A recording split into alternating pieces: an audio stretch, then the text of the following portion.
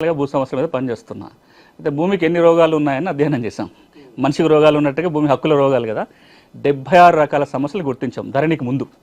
2020 నాటికి ధరణి చట్టం రావడానికంటే ముందు భూములకు సంబంధించి తెలంగాణలో 76 రకాల భూమి సమస్యలు, 124 భూమి చట్టాలు, 76 రకాల సమస్యలు ఉన్నాయి. అంటే ఈ ధరణి అప్పుడు ధరణి రాకముందు ఆ చట్టంలో లేదా పరిష్కార మార్గాలు లేవా? ఉన్నాయి, కానీ చట్టాలు పరిష్కార మార్గాలు ఉన్నా సమస్యలు తీరకుండా ఉన్నవి, రకరకాల సమస్యలు ఉన్నాయి.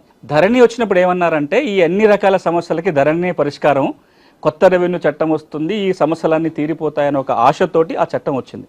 దురదృష్టం ఏమైందంటే కరోనాకు టీకా కనిపెడితే సైడ్ ఎఫెక్ట్లు కొన్ని రోగాలు వచ్చినట్టుగా ధరణి వచ్చిన తర్వాత రికార్డుల సమస్యకి పరిష్కారంగా ఏ ధరణి అయితే వచ్చిందో ఈ 76 సమస్యలకు అదనంగా ఇంకో 45 రకాల సమస్యలు సృష్టించారు. ఇంకో కొత్తగా 45 యాడ్ అయినాయి. గౌరవ హైకోర్టే ఈ 45 రకాలలో 20 రకాల సమస్యలు వాళ్ళే లిస్ట్ చేశారు. గౌరవ హైకోర్టు ఒక తీర్పు ఇచ్చుకుంటూ ధరణి వచ్చిన తర్వాత ఒక పలానా 20 రకాల సమస్యలు వచ్చినాయి, వీటికి మరి పరిష్కారం వెతకండి అని ప్రభుత్వాన్ని ఆదేశించింది అప్పుడు హైకోర్టు. మేము ఆ లిస్ట్ కాదు 20 కాదు ఉన్నాయి 45 అని చెప్పి మేము ఇంకొక లిస్టు చూపించడం జరిగింది. అంటే ఈ రోజున 100 రకాల పైగా సమస్యలు ఉన్నాయి. ఒక్క మాటలో చెప్పాలంటే భూమి ఉంది కానీ రికార్డులో తప్పులు ఉన్నాయి లేదా రికార్డుకి ఎక్కలేదు అని చెప్పే వాళ్ళే 20 లక్షల పైగా ఉంటారు. ఈ రోజున ఈ భూభారతి చట్టం ఏదైతే వస్తుందో దాదాపుగా ఈ 20-25 లక్షల మంది భూమి ఉంది రికార్డుకి ఎక్కలేదనో, రికార్డుకి ఎక్కినాం కానీ తప్పులు ఉన్నాయని ఎవరైతే చెప్తున్నారో వాళ్ళందరికీ ఈ భూభారతి చట్టం ఒక పరిష్కారం చూపిస్తుంది. అంటే భూమి ఉన్న వాళ్ళందరికీ రికార్డుకి వస్తుంది, పాస్ పుస్తకం వస్తుంది. కానీ ఇవి కాకుండా ఇంకొక 20-30% సమస్యలు వేరే రకాలు ఉంటాయి. అది అసైన్మెంట్ పీఓటీ సమస్యలు కావచ్చు, టెనెన్సీ సమస్యలు కావచ్చు, ఎల్టీఆర్ సమస్యలు కావచ్చు, వాటికి మనం వేరే చట్టాల కింద పరిష్కారం వెతకాలి.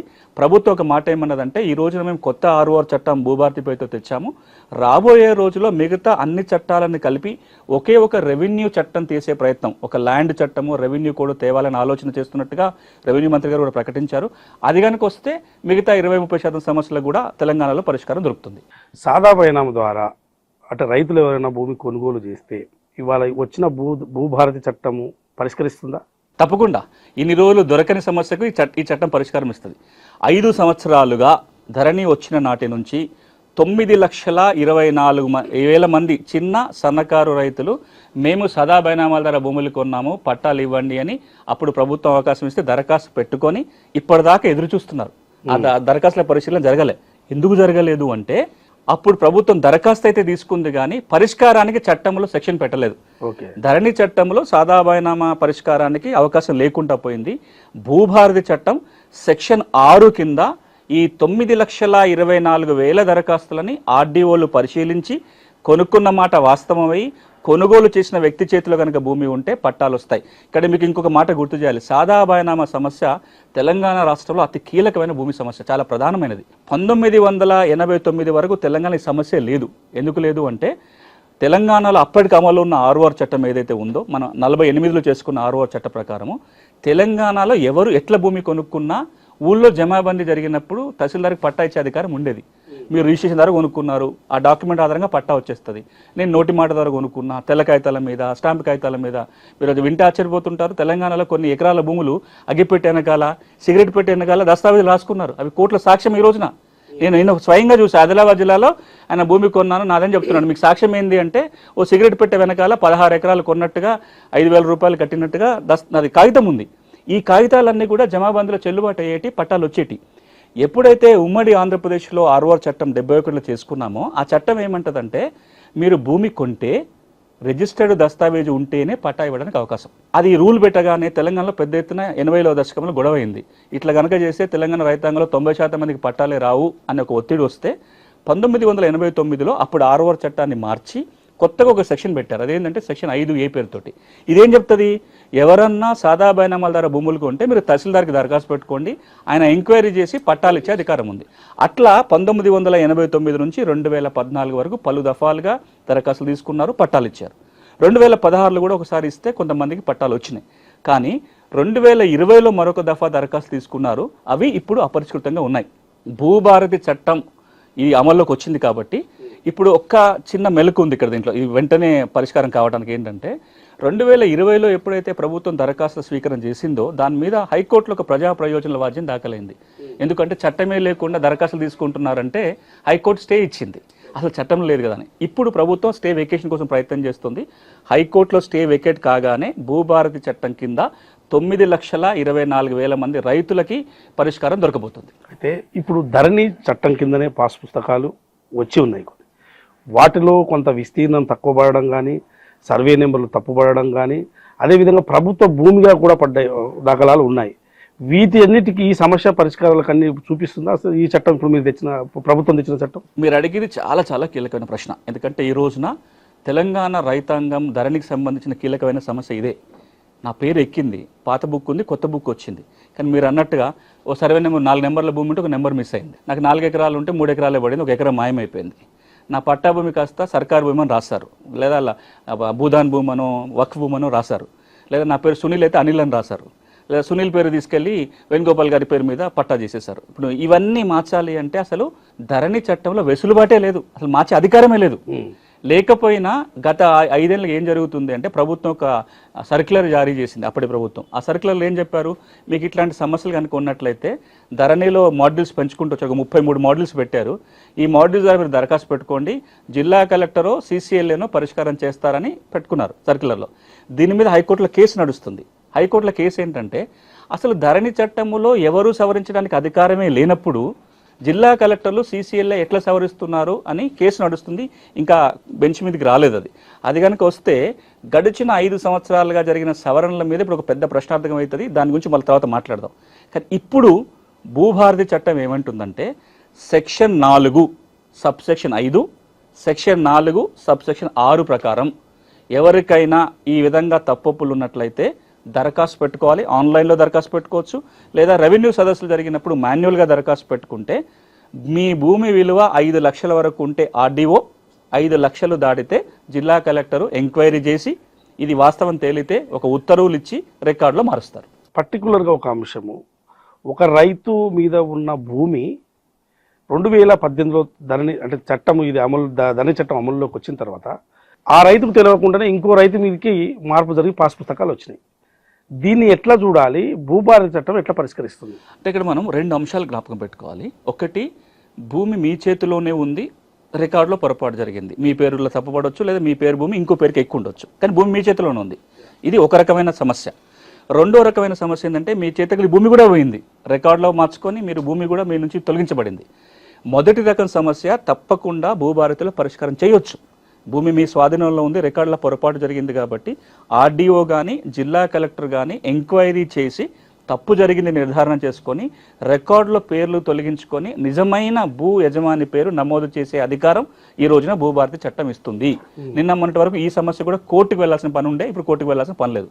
కానీ మీ భూమి స్వాధీనం కూడా పోయిందనుకోండి, పట్టా భూమి స్వాధీనంలో కూడా లేదు, అప్పుడు భూమిని తిరిగి స్వాధీనపరిచే అధికారం రెవెన్యూ యంత్రాంగానికి ఉండదు. రికార్డులు తప్పు జరిగితే కరెక్షన్ చేయగలుగుతారు, కానీ భూమి తిరిగి స్వాధీనం పొందాలి అంటే మళ్ళీ కోర్టు ద్వారా స్వాధీనం పొందాలి. ఒకవేళ ఆ భూమి కనుక అసైన్మెంట్ భూమి అయితే మాత్రం ప్రభుత్వమే తిరిగి స్వాధీనపరుస్తుంది.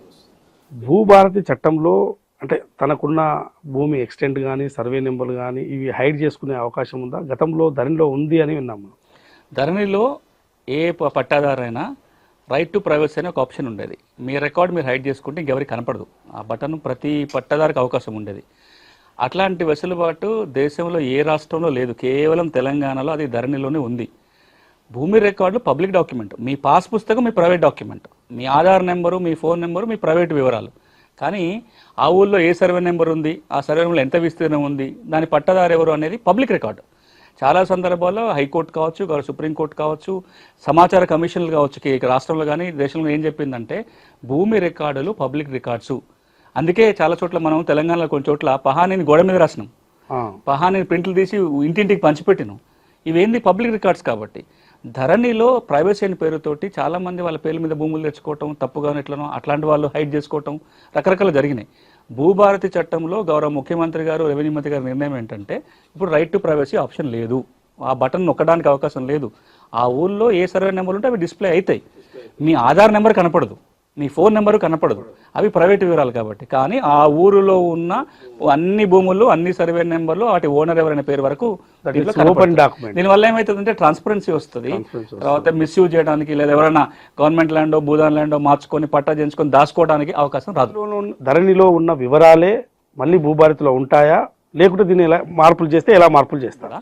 ఇంకా చాలా మందికి ఏమంటున్నారంటే దీనికి క్రిటిసిజం ఏంది, ధరణి రికార్డే మళ్ళీ భూభారతిలో కొనసాగుతుందంట, ఏం మారింది, ధరణి భూభారతిగా కొనసాగుతుంది, ఒక అనుమానం అపోహలో ఉన్నారు. ఇది తప్పు. మీరు కనుక సెక్షన్ 4ను చూస్తే, భూభారతి చట్టం సెక్షన్ 4లో మీరు అడిగిన దానికి స్పష్టంగా సమాధానం ఉంటుంది. ఏమంటుంది చట్టం అంటే, ధరణిలో ఉన్న రికార్డు భూభారతిలో తాత్కాలికంగానే కొనసాగుతుంది. ఏమవుతుంది తాత్కాలికంగా, తర్వాత ఏమవుతుంది అంటే ఒక 4 ఆప్షన్స్ పెట్టుంది దాంట్లో. ఒకటి, దీర్ఘకాలికంగా తెలంగాణ రాష్ట్ర ప్రభుత్వం భూముల రీసర్వే చేసి ఆ రీసర్వే ఆధారంగా కొత్త హక్కుల రికార్డు తయారవుతుంది. ఇది నెంబర్ 1.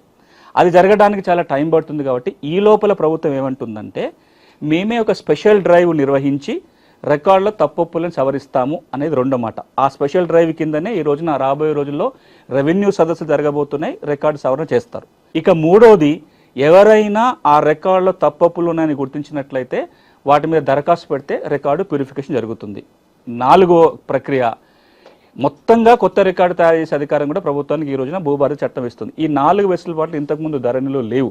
అంటే ఇప్పుడు ఏమవుతుందంటే మెల్లమెల్లగా ఒక 6 నెలల నుంచి సంవత్సర కాలంలో పూర్తి రికార్డు ప్రక్షాళన జరుగుతుంది. మీరు ఒక మాట అడగొచ్చు, మొత్తం రికార్డు ప్రక్షాళన చేసినాకనే భూభారతి తేవచ్చు కదా, కొందరు అంటున్నారు ఆ మాట. కానీ మీరు ఏ చట్ట ప్రకారం ప్రక్షాళన చేస్తారు?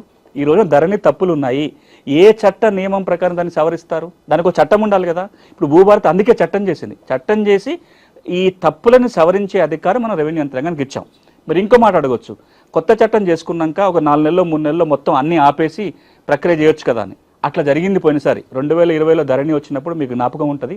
ఓ 4 నెలలు 6 నెలల పాటు రిజిస్ట్రేషన్లు ఆగిపోయినాయి, రెవెన్యూ కోర్టులు ఆగిపోయినాయి, మ్యూటేషన్లు ఆగిపోయినాయి. దానివల్ల జనం చాలా ఇబ్బంది పడ్డారు. ఈరోజు మళ్ళీ అలాంటి ఇబ్బందులు రావద్దని దీన్ని తాత్కాలికంగా కొనసాగిస్తూ కొత్త రికార్డు తేబోతున్నాము.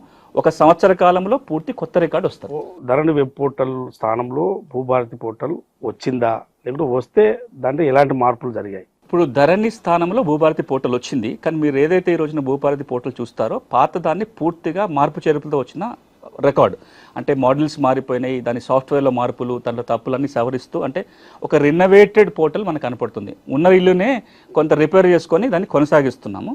ప్రభుత్వం ఇంకో నిర్ణయం ఏం తీసుకుందంటే, ఇందులో చాలా లోపాలు ఉన్నాయి కాబట్టి ఒక 6 నెలల నుంచి సంవత్సర కాలంలోగా పూర్తి కొత్త వెబ్సైట్ నిర్మాణం చేయడానికి కోసం నిర్ణయం తీసుకుంది. బడ్జెట్ కేటాయింపు అయిపోయింది, ఆ ప్రక్రియ మొదలైంది. అంటే ఇంకొక 6 నెలలు సంవత్సర కాలంలో పూర్తి కొత్త వెబ్సైట్ వస్తుంది. ఆ లోపల మనం దీన్ని కొనసాగిస్తున్నాము. Hit TV app